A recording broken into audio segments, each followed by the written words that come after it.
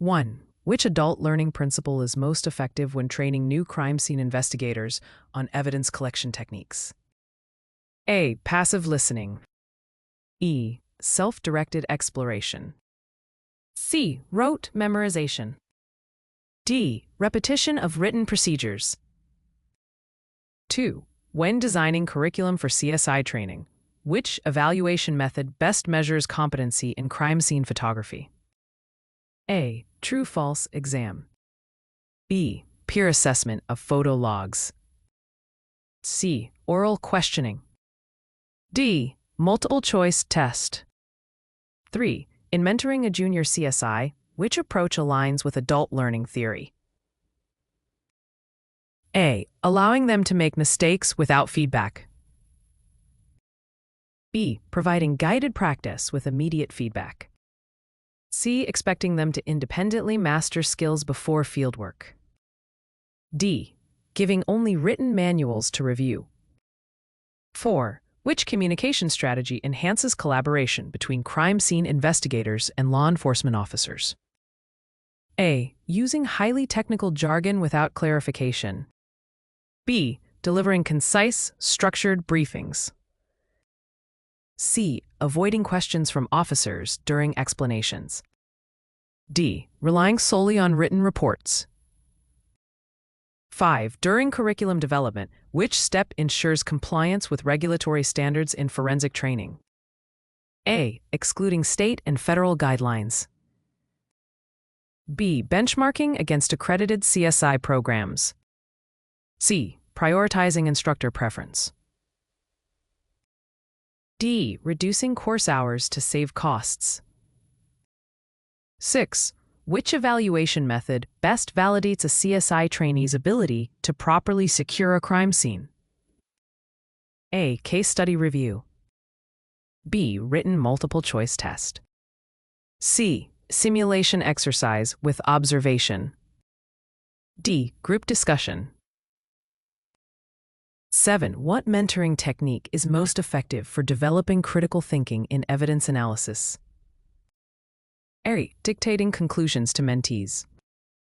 B. Using Socratic questioning. C. Providing step-by-step instructions only. D. Requiring memorization of case files. 8. When teaching chain of custody, which adult learning principle should be applied? A. Passive absorption of legal texts. B. Relating procedures to real-world cases. C. Ignoring prior experiences of learners. D. Eliminating opportunities for practice. 9. In CSI curriculum development, which element ensures alignment with professional standards? A. Learner interests only. B. Regulatory frameworks and accreditation guidelines. C. Instructor anecdotal experiences. D. Time constraints of training. 10. What is the most reliable method to evaluate a trainee's skill in latent fingerprint lifting? A. Written essay. B. Peer feedback discussion.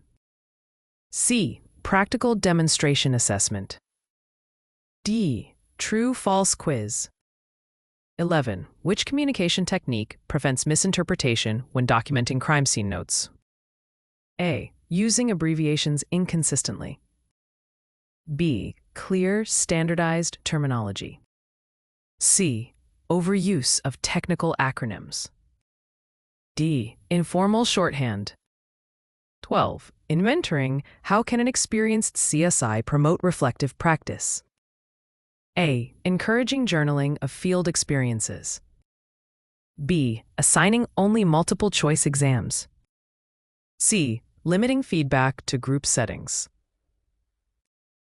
D. Avoiding personal input from trainees. 13. Which adult learning principle enhances retention in bloodstain pattern analysis training? Immediate application of theory through casework exercises. B. Exclusive reading assignments. C. Extended lectures without breaks. D. Rote memorization of terminology. 14. When evaluating CSI trainees, which method ensures fairness and objectivity? A. Standardized rubrics for performance assessment.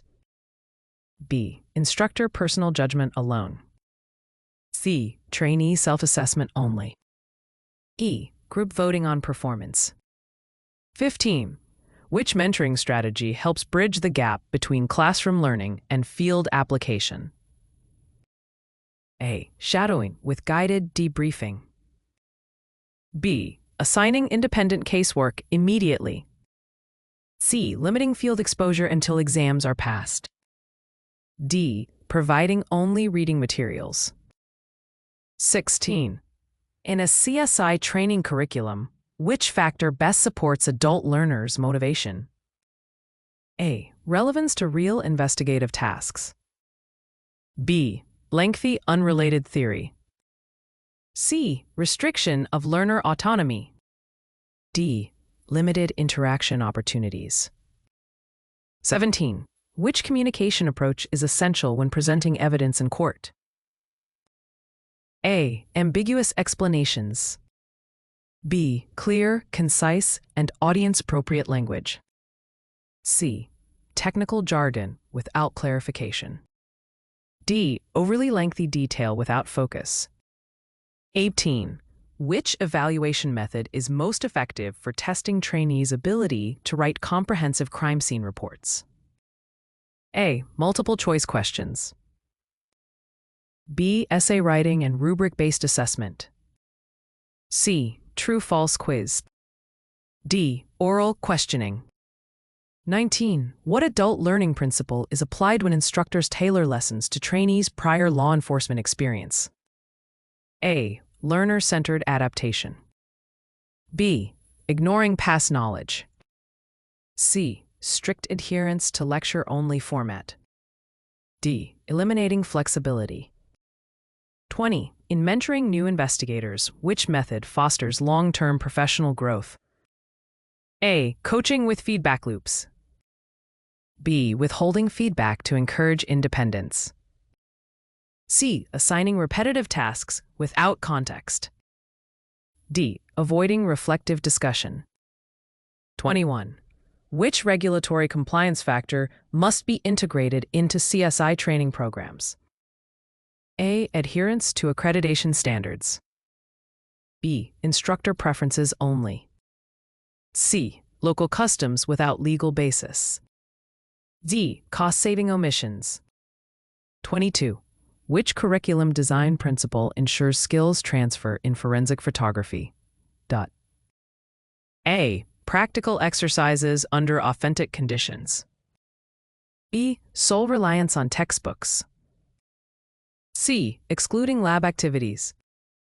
D. One-time demonstrations. 23. Which mentoring approach builds confidence in handling high-pressure crime scenes? A. Gradual exposure with guided reflection. B. Immediate unsupervised assignments. C. No feedback provided. D. Avoiding real-world scenarios. 24. In communication with multidisciplinary teams, what strategy prevents conflict escalation? A. Active listening and clarification. B. Defensive posture in discussions. C. Ignoring team feedback. D. Overly technical jargon. 25. Which evaluation tool best measures trainees' ethical decision-making at crime scenes? A. Scenario-based role-play assessments. B. Multiple-choice recall tests. C. True-false ethics questions. D. Peer popularity ratings. 26. Which adult learning principle applies when CSI instructors connect lessons to ongoing cases? A. Contextual learning. B. Passive instruction. C. Memorization-only focus. D. Ignoring relevance. 27. When designing a curriculum, which step supports continuous improvement? A. Incorporating feedback from evaluations. E. ignoring assessment results. C. Keeping static lessons without updates. D. Reducing course hours. 28. Which mentoring practice fosters independence while ensuring accountability? A. Gradual release of responsibility with oversight. B. No supervision at all. C. Assigning tasks without explanation. D. Withholding feedback. 29. What communication principle ensures accuracy in courtroom testimony? A. Consistency, clarity, and objectivity. B. Using personal opinions freely. C. Informal storytelling. D. Overcomplication of details. 30. Which evaluation method effectively assesses teamwork in processing a crime scene? A group project with rubric assessment. B. Individual multiple choice test. C. Written essay on teamwork. D. Instructor opinion only. 31. Which adult learning principle encourages CSIs to retain fingerprint classification methods? A. Immediate application and practice. B. Listening passively to lectures. C. Memorizing without application. E. Reading without interaction. 32. In mentoring, how can feedback best support CSI trainee growth? A. Specific, timely, and constructive feedback. B. Vague and delayed comments. C. Public criticism without support. D. No feedback provided. 33.